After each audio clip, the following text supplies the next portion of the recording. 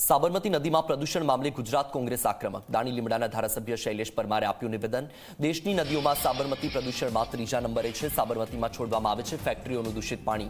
Corporation અને GPCB માત્ર notice આપીને સંતોષ માની લે છે. હાઈકોર્ટની ફટકાર પછી પણ પગલાં નથી લેવામાં આવતા. છેલ્લા 2 વર્ષમાં સુએજ ટ્રીટમેન્ટના નામે 136 કરોડ ફાળવી દીધા. સાબરમતી નદી માત્ર રિવરફ્રન્ટ પર જ સારી લાગે છે.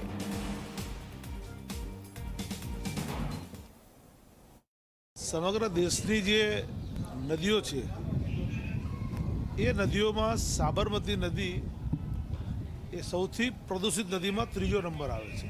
આજે પણ અમદાવાદ શહેરની સાબરમતી નદીની અંદર જે ફેક્ટરીવાળા છે એ ફેક્ટરીવાળા દ્વારા ખૂબ જ મોટા પ્રમાણમાં કેમિકલવાળું પોલ્યુશન પાણી છોડવામાં આવે છે. પ્રદૂષણ કંટ્રોલ બોર્ડ દ્વારા નોટિસ આપવામાં આવે છે, કોર્પોરેશન દ્વારા નોટિસ આપવામાં આવે છે, પણ એ નોટિસ આપ્યા પછી કોર્પોરેશનના અધિકારીઓ અને પ્રદૂષણ બોર્ડના અધિકારીઓ બંને ભેગા થઈને આ ફેક્ટરીઓ પાસેથી બહુ મોટો તોડ કરતા હોય છે. એક આખી લિંક ચાલે છે. કોર્પોરેશન અને અન્ય લોકોની મિલીજુલી ભગતથી આજે અમદાવાદની સાબરમતી નદી હાઈકોર્ટે પણ ટીકા કર્યા પછી પણ આજે પણ એ જ પરિસ્થિતિમાં છે. છેલ્લા 2 વર્ષમાં સુએજ ટ્રીટમેન્ટ મામલા નામે 136 કરોડ રૂપિયા એ ફાળવવામાં આવ્યા છે. પણ આજે પણ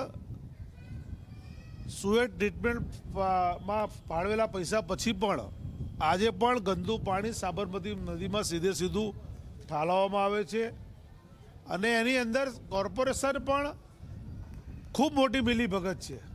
અને એ મિલીભગતના કારણે હાઈકોર્ટની ટીકા હોવા છતાં પણ આજે પણ સરકારનું પેટનું પાણી હલતું નથી. ને આજે સાબરમતી નદી એ રિવરફ્રન્ટથી સારી લાગશે, પણ તમે લાલ બહાદુર શાસ્ત્રી બ્રિજથી પેલી બાજુ જાઓ એટલે સાબરમતીનું ઓરિજિનલ